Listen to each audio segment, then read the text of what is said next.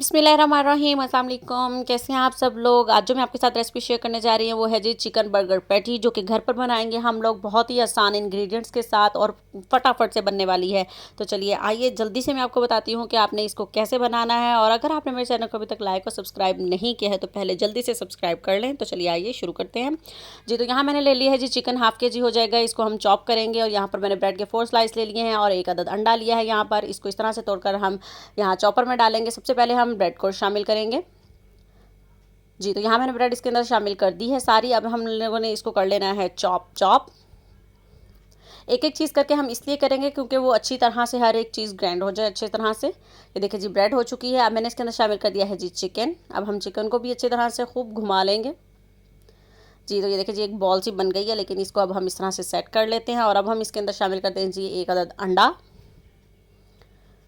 एक एक करके आपने चीज़ शामिल करनी है। अब इसके साथ ही हम लोगों ने जी, तो मैं इसके अंदर साथ ही शामिल कर रही हूँ जी पाउडर मसाले। जो भी इसके अंदर मैं शामिल कर रही हूँ, इसके जितने भी इंग्रेडिएंट होंगे वो आपको सबको डिस्क्रिप्शन बॉक्स में भी मिल जाएंगे और यहाँ पर भी रिटर्न कर दूँगी। जो भी मसाले मैंने इसके अंदर शामिल किए हैं सब घर में ही मिल जाएंगे आपको अपने जी। तो यहाँ मैंने सब चीज़ें अब डाल दी हैं। अब साथ में हरा धनिया भी डाल दिया। अब हम इन सब चीज़ों को कर लेंगे जी चॉप। अच्छी तरह से हम सब चीज़ों को मिक्स करेंगे। कोई पानी कोई दूध इसके अंदर आपने ऐड नहीं करना। इसका अपना ही यहाँ से एक टेक्सचर होगा। अब मैंने इसके अंदर शामिल किया है जी कॉर्नफ्लोर जी। तो ये हमारा जी रेडी हो चुका है। मैंने इसको एक बाउल में निकाल लिया है। अब आपने इसको 10 से 15 मिनट के लिए ना फ्रिज में रख देना है, ताकि इसकी जो हल्की सी चिपचिपाहट सी है वो भी ख़त्म हो जाएगी। ये देखें जी इस तरह से जो होगी वो बाद में नहीं होगी जी। तो अब मैं इसको 15 मिनट के लिए रख देती हूँ जी फ्रिज में जी। तो यहाँ पर 15 मिनट हो चुके हैं जी। अब मैंने इसके अंदर शामिल कर दिया है 1 टीस्पून के करीब ऑयल शामिल किया है, ताकि आसानी से बने और शाइनी शाइनी से बन जाए। ये देखिए जी अब बिल्कुल भी हाथों पे चिपक नहीं रहा है। और ये देखिए जी इसी तरह से आपने पैटीज़ बना लेनी है सारी। थोड़ी थिक पैटीज़ बनाएंगे हम यहाँ पर, क्योंकि बर्गर में बहुत मज़े की लगती हैं ऐसे। इसी तरह से आपने सारी तैयार कर लेनी है जी। तो अल्हम्दुलिल्लाह जी मेरी यहाँ पर ये पैटीज़ तैयार हो चुकी हैं, साथ बनी है मेरी इतने से चिकन में।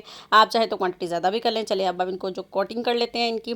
यहाँ पर मैंने ले लिया है जी मैदा। सबसे पहले हम लगाएंगे जी मैदा, फिर हम लगाएंगे जी अंडा और उसके बाद हम इसको शामिल कर देंगे जी ब्रेड क्रम्स में। दूसरे हाथ में इसलिए लगा रही हूँ ताकि दूसरे हाथ पर का जो अंडा है वो ब्रेड क्रम्स हमारा ख़राब ना हो। इसी तरह से आपने सारी पैटीज़ को तैयार कर लेना है।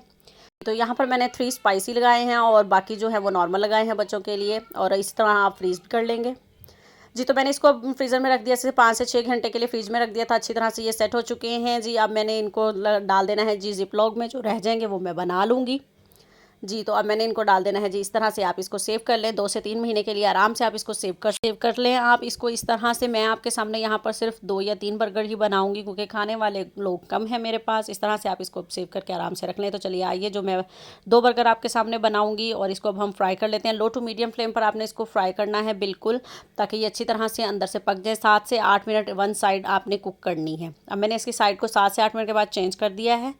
अब अगेन से हम इसको फ्लिप कर देंगे। ये देखिए जी कलर आना शुरू हो चुका है। ये देखिए जी अल्हम्दुलिल्लाह जी हमारी पैटी रेडी हो चुकी हैं जी। तो यहाँ देखिए जी मैंने बर्गर तैयार कर लिए हैं जी। 2 आप लोगों ने स्टार्टिंग में जो मैंने पिक्चर्स दिखाई थी आप वो भी देख सकते हैं। और यहाँ पर मैंने एक में लगाया है टमाटर और खीरा, बाकी जो है वो सिंपल बनाया है, क्योंकि बच्चे आजकल के कोई सब्जियाँ नहीं खाते।